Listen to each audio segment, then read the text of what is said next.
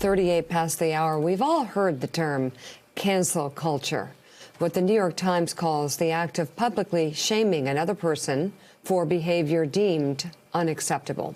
In fact, the Times just profiled a popular course at Smith College, taught by our next guest, visiting Associate Professor of the Study of Women and Gender, Loretta Ross. Ross is challenging her students to identify the components and limits of call-out culture.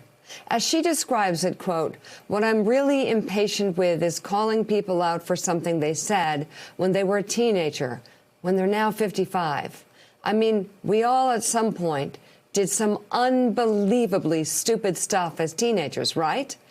And yes, right. And Professor Ross joins us now. It's great to have you on the show. This is a fascinating topic. And Professor Ross, of course, Important. many of us around the set have continued to do incredibly stupid things throughout our adult life. But we thank you for being with us. I loved, there was a line there where you said, instead of like sort of pushing people out of the conversation, canceling them out of the conversation, you wanted to pull them in.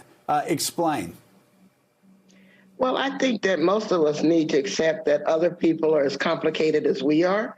And so people aren't the worst thing that you've ever heard them say or what they did a long time ago. People have good days, they have bad days. There's good people who do bad things. There's bad people who do good things. And so I think we've become too intolerant and too unforgiving of mistakes unless we make them. And then we only actually want to forgive the mistakes of the people we already know. We'll give them a little pass and say, I know you didn't mean it. But I'm calling on us to realize that we need to have a more forgiving society. We need to have a society that really cares about people. And when you're on the social media, act like you're holding somebody's heart in your hand and you don't want to crush it before you decide that you're going to blow up somebody's life so that you can get a little sadistic pleasure. And then next thing, you know, the crowd goes off because you just aroused the mob towards them. And then you're the person is left there stunned, shattered, hurt. And I find that people are actually talking about how they regret who they are on social media now. They don't like who they've become behind the anonymity of the call-out culture. And so we can do better. My former boss was Reverend C.T. Vivian. And, of course, he died the same day this past summer that John Lewis died. And Reverend Vivian used to tell us that when you ask people to give up hate, then you need to be there for them when they do. And when he first told me that, I did not like that message. And then it's a great message, a great message. Yeah, I learned through deprogramming Klansmen with Leonard Zeskin and working with people who had actually been in the hate movement that once you see them as human beings, you can't hate them anymore. And when a black woman can't hate the Klan, I mean, who's left? That's a very good question. The article also says that you've told your students the following. I think this is also related to something I just discovered called doom scrolling. I think we actually sabotage our own happiness with this unrestrained anger. And I have to honestly ask, why are you making choices to make the world crueler than it needs to be and calling that being woke? And Professor, I have so many friends that will go on Twitter or go on Instagram or go on Facebook or turn on cable news shows that anger them.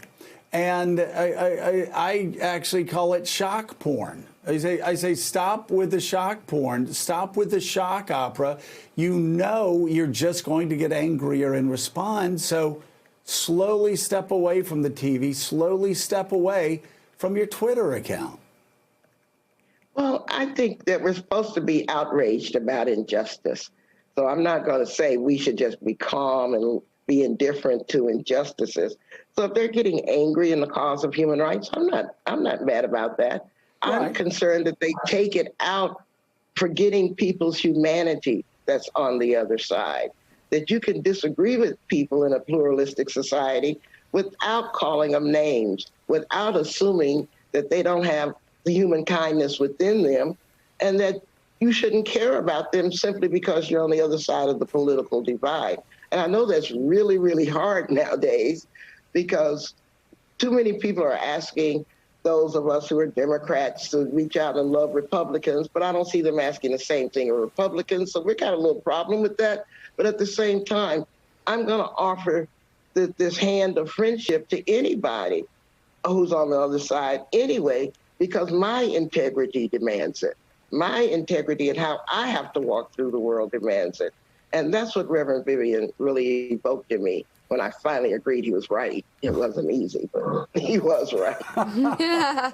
Thanks for checking out MSNBC on YouTube, and make sure you subscribe to stay up to date on the day's biggest stories. And you can click on any of the videos around us to watch more from Morning Joe and MSNBC. Thanks so much for watching.